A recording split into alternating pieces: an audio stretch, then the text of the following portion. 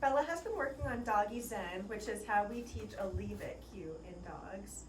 So for Doggy Zen, we started out by having Bella leave alone a treat when we presented it to her in our hands. And her objective is to give her person eye contact rather than taking something that's super enticing when it's presented in front of her. So over time, we want this to translate to things like garbage if you're walking on the street, a squirrel that she sees, and we want Bella to know that when we ask her to leave something alone, she gives us eye contact instead.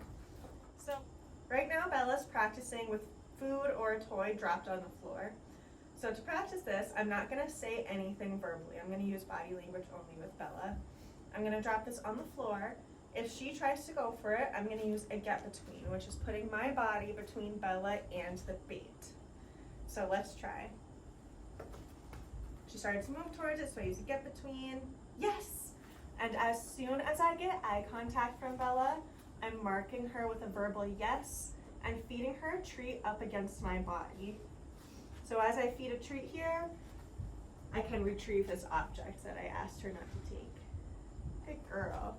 Let's do it again. Yes, good girl. I didn't have to use a get between that time. She gave me eye contact right away. So I mark with a yes and feed her for that. Now that Bella's consistently giving us pretty good eye contact instead of trying to take an object, this is when we start introducing our verbal cue, leave it. So now I'm gonna say leave it and then repeat the exact same exercise where I drop the food on the ground.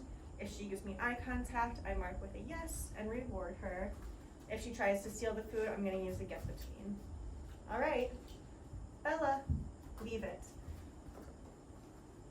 Yes, good girl. So now she's associating the word leave it with this action of leaving something. Leave it.